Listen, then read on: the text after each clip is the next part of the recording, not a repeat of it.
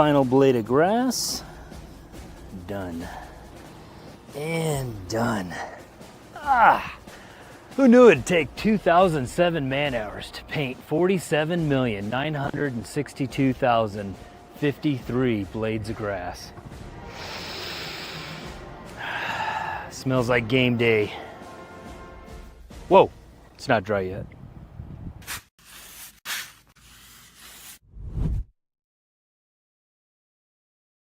It's the fall kickoff sale at Lithia Ford of Boise. It's the best time to trade in and trade up to a new Ford truck or SUV with the room to haul your payload or playload. Visit Lithia Ford of Boise, where Ford begins in Idaho.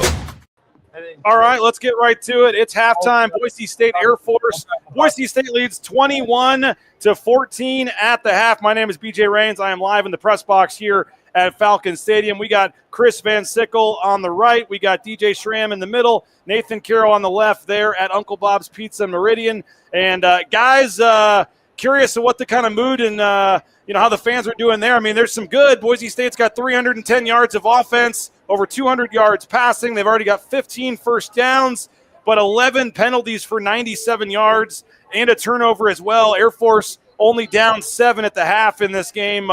Just a really weird game. Had a lot. Falling behind early, and then Madsen getting hurt. Madsen coming back in. But, DJ, I guess start with you, and then you guys can take it for a while. Just your thoughts on the first half, man. Yeah, I think overall they played pretty solid first half. I mean, so far this first half, especially on defense, it's come down to 2 plays. I mean, we got to limit the explosive plays. I mean, those 2 long runs, that's where their 14 points have come from. And we got to win this battle in the red zone. I mean, Air Force is 2 for 2 on offense in the red zone, and we're 3 for 4. We got to get points there going into half. So not getting those points there, we got to find a way to at least put some points on the board right there. Yeah, and I think just to build off that, you asked about the general vibe here. I'd say the biggest thing was just a sigh of relief seeing Maddox Madsen come back into the game. Like, I don't know if I've ever been in a building where you just felt the air release when he went down with that knee injury. See him come back into the game is obviously a really good thing. I think biggest thing I've seen so far is just the the penalties. Yeah. 11 accepted first half penalties. I think there were a couple more in there that weren't accepted. Really sloppy half in that department for Boise State. And despite that, 0.51 EPA per play, that's 99th percentile. Despite all the penalties, the offense has more or less moved the ball at will since that first drive. I think for the most part, they've looked pretty sharp, including Dylan Riley coming out. He's been RB1 in terms of reps so far. Chris, what have you seen from Dylan Riley, and what are you liking from him this first half? Yeah, I thought Dylan actually showed quite a bit more ground and pounds. We know he has that speed, he has that burst, but I thought he was running pretty well in between tackles there. So overall, I really loved the offensive play calling in general. I thought Nate Potter had a nice mixture. When you throw Max Cutforth in there, that's tough. That's real tough. And I thought he did a really good job of getting Max Cutforth into the rhythm that he needed to. Obviously, Maddox Madsen comes in, and he did a great job as well. If you consider all the penalties, cut back on those, then this is a very different game. So I was really pleased with Dylan Riley and with Nate Potter's performance as play calling. Yeah, the offense has been exceptional. I mentioned the EPA per play, 0.51, 57% success rate. For you guys who aren't, advanced data nerds, that's a 97th percentile, 8.8 yards per play. That's 96th percentile. EPA per drop back, 0.71, 96th percentile. So the offense is moving the ball. They're getting chunk plays. They're getting the consistent 5-6 yards on the ground. DJ, what have you seen from the offense in particular that you've really liked in the first half? Yeah, I love the way they're running the ball. I mean, like Chris just said, Dylan Riley's running real physical. And I think that's opened up a lot in the play-action pass game for Mad Dog and also for when Max came in. I mean, he was slinging it. He was hitting his targets. So I think that was great to see the run game really open up that part of the offense. Yeah, run game right now averaging 7.1 yards per carry. I think you'd take that in the passing game. So getting that in the running game. The running game has looked really good so far. Maddox Madsen obviously leaves with injury. Max Cutforth comes in. Looks really good, I thought, for the most part. Max Cutforth, like we had talked in the offseason and through camp, some question marks with backup quarterback. I think Max Cutforth has looked good. But Maddox comes back in. He's 11 for 21, 170 yards, 1 touchdown, 1 interception. Chris, what have you seen from Maddox so far in that first half? I thought he was getting into a pretty good rhythm there. You hate to see that at the end. That's a tough decision, and he's gonna have to eat that one. But I thought he got into a good rhythm. Was using the screen game pretty well. I was really excited to see them get Malik Sherrod there at the end, involved in the pass game. When we go to practice, we report what we see, and we were high on Malik Sherrod all camp. And that was the first time I think Bronco Nation was able to actually see what we saw. I thought Madsen did a great job. Missed on a couple. Would have really liked to see that back shoulder throw at the end there to Chris Marshall. Him hit that. He hits that 9 out of 10 times. So, but overall, I thought he came back really well. When he came back out, he had that huge brace on his left leg. I kind of was concerned about his mobility. He has looked great. Looks, knock on wood, fully healthy and ready to go for the second half. What'd you guys make? Hey, jumping in here from the press box. What'd you guys make of the distribution of carries? I mean, you talked about it on the pregame show, but Sire Gaines only gets 2 carries in the first half and wasn't even out there on the first drive. I don't know if he wasn't on the injury report. Is this just strictly wanting to find a way to give Dylan Riley more action? I mean, he had 10 carries in the first half for 75 yards and 2 touchdowns, but Malik Sherrod 4 carries. I mean, what do you make of only 2 carries for Sire Gaines in the first half, and really was out there for a couple 3rd and longs in pass pro, but really didn't play a whole lot in the first half? Yeah, I'll jump in there. We talked about after the USF game on that very first drive, all 3 backs got a carry, and it felt like they couldn't find a rhythm.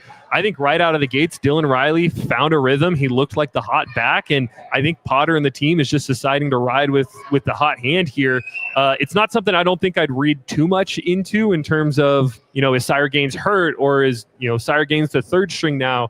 My gut feel just watching the game was, man, Dylan Riley's running the ball really well, and I think they just want to keep feeding him. And look, when Sire Gaines has 2 carries and 17 yards, so even when he is getting the ball, he's been incredibly efficient with it. I mean, all 3 backs have looked good, and it's just starting to look like the 3-headed monster that we envisioned at the beginning of the year. But I don't know, what did you make of it, DJ? Yeah, I thought the same thing. I mean, there's Ryan the hot hand, and I think Coach D kind of said in one of his press conferences earlier, like Dylan Riley's earned the opportunity to get these carries. So I think he's putting that on display. I mean, he's getting another opportunity. He's making the most of it. So why stop?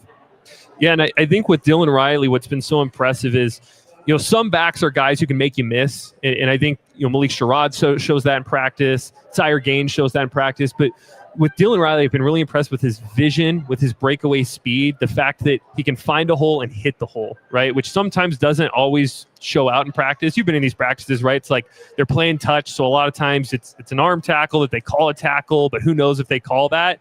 He's come in here in the games and looked really, really good. So I don't know, Chris, what did you make of the rep distribution there from the running backs in the first half? More of the same, or did you have a different look on it? I agree, and it wouldn't surprise me if this time next week we're talking about Sire Gaines taking the more majority of the carries and Dylan Riley taking 2 carries that half. It's like you guys said perfectly. They're riding the hot hand. Don't fix it if it ain't broken, right? Yeah. Well. Hey, DJ, I was curious about the penalties. 11 penalties for 97 yards. I mean, there was 3 roughing the passer penalties between the 2 teams.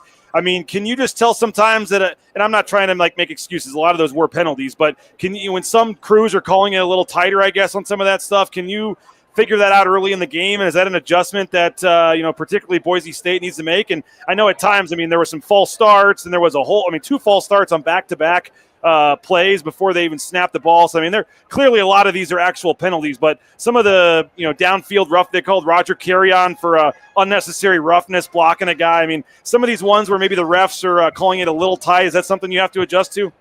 Yeah, definitely. You find out pretty early that you're not going to get the kind of leeway you might get at other times or in other games. So you got to adjust. And those unnecessary roughness penalties, we love the aggression, but you got to keep it smart. We love playing physical. That's what Bronco football is all about, but we got to keep it between the whistles and impose our will in the right way. And I like to see, I saw, Latrell Caples getting involved, guys. I really like to see that as well. The stats are down on the actual stat site, so we're having to look at them through ESPN, but 4 catches, 56 yards. We talked to, all week about Latrell Caples getting going. I thought 4 for 56 was a good half for him. Yeah, and I think even bigger than that, they made a point to get him the ball. First 3 dropbacks of the game were all passes to Latrell Caples, right? He didn't catch them all, but they've made a point to target Latrell. They said after last week, 3 targets for a player of that caliber isn't enough. Read the preview. We talked about that in the preview, that we felt like they might try to target Latrell Caples a little bit extra today. He's, in my opinion, I think he's been the best receiver out there today. Chris, what are you seeing in Latrell Caples out there? Yeah, it just looks like a healthy Latrell Caples all over again. This is what we're used to seeing from him. Great routes, make the catch, and hold on to the ball. Nice. It's great to see him healthy finally. His career has been a long one, and he's seen a lot of injuries, and you feel happy for the guy that he's finally getting his shot at wide receiver 1. Yeah, absolutely. How do you guys feel? I want to switch over to the defensive side of the ball for a second, because the offense has looked good, hasn't necessarily always translated to points. I think 5 possessions in the first half, 3 touchdowns, and then the pick there in the red zone. Defense has given up 14 points so far, not, haven't forced a turnover, not doing some of the stuff that we had talked about pregame. I'll start with you, DJ. What have you seen out of the defense, and where do you think they need to improve to be able to shut down this triple option? Yeah, like I kind of let us off with, those 14 points have come off 2 plays. You have the long run on their very first possession, and then another long one towards the end of that second quarter. And you take those two plays away, this game's 21-0 at halftime. So we'd love to them to clean up the explosive plays. That just comes down to eyes and execution. We got to – being against Air Force, you have to be very consistent. It's very mundane, the same thing over and over and over again on defense. So you got to be locked in each and every play, or else stuff like that can happen. And then another thing, I want to see them bow up in the red zone a little bit. Twice Air Force has been in the red zone. I'd love to see at least a field goal or no points at all. We got to – when these teams get in the red zone, we got to bow up a little bit. We got to stop them from scoring 6. And lastly, like you said, we need to force a turnover on defense. We got to steal a possession in the second half. We need to get more guys to the ball. First guy in, secure the tackle. Second guy, third guy, fourth guy in. We got to be punching for that football. DJ, I was going to ask you, there was it was made on the pregame show and all week how not a lot of these players have played against the triple option since they didn't play last year, and I think only 3 guys had real snaps against them.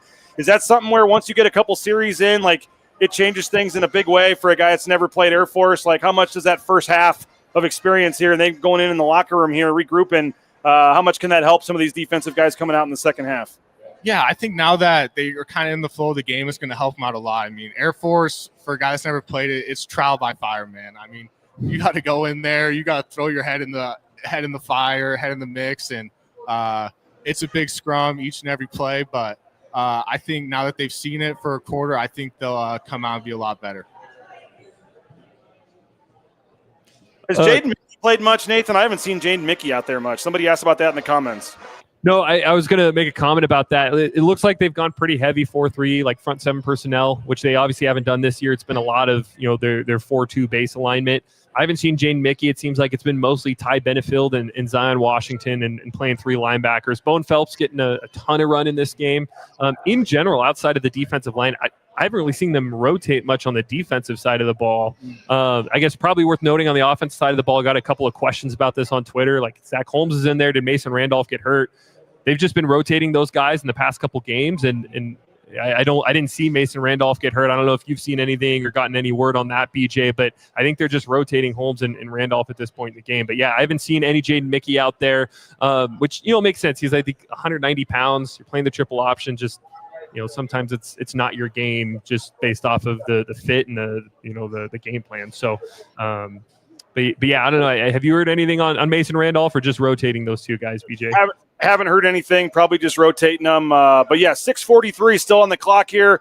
Boise State leads 21-14 at halftime. What'd you guys make of? I know you touched on it briefly, but Max Cutforth coming in at QB there on that drive. That was it could not have been more of a disastrous start for Boise State, giving up the early injury to Cutforth and there to Madsen, and then giving up the touchdown. You're down 7-0, and you got a backup QB in there, and you're thinking, oh my gosh! But he had a really nice drive there to come back and tie the game. A couple nice passes, and then luckily Madsen comes out and is able to go back in. But I thought Cutforth made a couple nice throws, and maybe you feel a little better about that if you ever need to go to him again. Yeah, no, I like what I saw from Max Cutforth. Obviously that takes the the wind out of your sails as an offense, and they can say they believe in Max Cutforth all they want. I'm sure they do, but you know that Maddox Matson's that starter. So when you come in and he makes that throw to Latrell Caples over the middle, fits it in that tight window, I would imagine that offensive line maybe took a deep breath, said, all right, he's here. He's doing what he needs to do. We're happy to have Matson back. But I was really, really happy for Cutforth, a local kid out of Skyview. You love to see that walk on. That it might make you feel a bit better for the rest of the season. Yeah, and I would say about Cutforth coming in, Spencer Danielson talked a lot about how does this team respond to adversity, right? After the USF game, they got punched in the mouth and they couldn't counterpunch. You go down 7-0, your starting quarterback is hurt, and they come out and put together a really nice 9-play, 75-yard touchdown drive, look really efficient, and then Maddox gets back in, and outside of that second drive they gave up, Boise State's looked like a much better team so far. I thought Cutforth looked good. We came out of fall camp saying backup quarterback, it's a concern, like Max Cutforth's the guy, but it didn't always look good in practice. He looked really good on that one drive he had today, and I love that Spencer and Nate Potter kept him in there. Right, we saw Maddox come out of the locker room and start running around, grabbed his helmet during the middle of the drive, and Potter and that team said, you know what, we're going to keep riding the quarterback. He's looking good right now, and we'll make the change the next drive. So, yeah, I think if you're a Boise State fan, I don't think we were expecting to have backup quarterback questions answered today, but I think you feel much, much better about Max Cutforth in the backup quarterback spot than you did 2 hours ago. I'll tell you, in the game thread on the online, go join that, by the way, folks. Go comment. There was already people calling for Max Cutforth the starter. Yeah. I mean, quarterback controversy. The fans love a quarterback controversy. Always backup quarterback. Most. DJ, I know you can't see the comments, but there's a question here asking about how Coach Spencer Danielson addresses 11 penalties in the first half. What's a halftime like with Coach Danielson in there when something like that happens? I mean, that's just something that these guys, they know they got to get fixed. I mean, Coach C's going to address it, but I guarantee with the group that they got, they already know that that's something that they're going to need to clean up. So Coach C, he'll address it, but I think these guys, they'll be ready. They'll come out in the second half, and they'll get it fixed. All right, where are we on the over-under 10 slices of pizza? Dub wants to know. Ooh, I think I'm at 6. I think we're under right now, but tracking for the over. Yeah. Which we also mixed it up. We got an order of meatballs in there. I think I saw a pretzel. So you should try the little garlic knots or whatever they're called. Those are tremendous as well. Maybe get some of those in the second. I'm already buying the pillows. My wife had those, so they were great. And the $3 Coors Lights are hopefully going smoothly as well. I guess final thing, guys, just we got about 3 minutes on the clock here, so we'll get each of your final thoughts. Just 21-14, Boise State up, and obviously Air Force is going to get the ball to start the third quarter here, so a big drive coming out of half. But just, Nathan, maybe start with you, go down the line, or Chris, we'll start with you and go the other way. Just your final thoughts here at halftime. Boise State up by 7, and what you need to see in the second half here. Yeah, I want to see this offense come out and be just as efficient, but with less penalties. They are controlling the offensive line for the most part when they're not holding. But they clean that up. This defense is, like DJ said, take away those couple big plays, and this defense is playing pretty darn well. Clean up the penalties, and let's see what this defense can do. DJ? Yeah, I want to see them continue to lean on this run game, which will continue to open up the play-action pass game on offense. And then defense coming out to start the second half. Love for them to open up with the turnover, just like we did in 2022 coming out of halftime. So, I'll kick it over to you, Nate. Yeah, I think I'm looking at the defense. I mean, 39% success rate for Air Force. That's pretty solid. You take that number. Yeah. 11% explosive rate, not good. You don't take that number. Need to let up the explosiveness, start to get some more stops. I'm confident in the Broncos, though. I think they come out. I think the offense continues to be efficient. I'll say Boise State hangs on, wins this one. Call it 45-31. That's what I'll go with. All right, well, hopefully get your pen out there, DJ. Hopefully we can get some more touchdowns to write down in that notebook there. Hopefully we can get a turnover or two for the defense. But, this is a crunch time game, 7-point game at the half, Mountain West opener. A lot at stake here. And, it'd be nice to get a stop here to start the third quarter and then put a touchdown drive together and get up 2 scores and get a little breather here out of the gate. But appreciate you guys. Get back to the food and the pizza. Appreciate everyone that showed up at Uncle Bob's. Looks like a great crowd there, guys. And you guys will have about an hour or so on the post-game show while I'm talking to Spencer and the players, and looking forward to your post-game thoughts and reactions. So appreciate you guys for doing this. Enjoy the second half, and we'll see you guys on the post-game show. Thanks, BJ. Looking forward to it. Go Broncos. There they are. Appreciate them for jumping on the post game or the halftime show. 55 seconds on the clock. Get ready, folks. We're starting the second half here in just a minute, and we'll have full coverage on the post game show, the Jackson's post game show. Bronco Nation News live at the half. Boise State up 21-14. Enjoy the second half, folks. We'll see you on the post game show on Bronco Nation News. And final blade of grass. Done. And done. Who knew it'd take 2,007 man-hours to paint 47,962,053 blades of grass? Smells like game day. Whoa, it's not dry yet.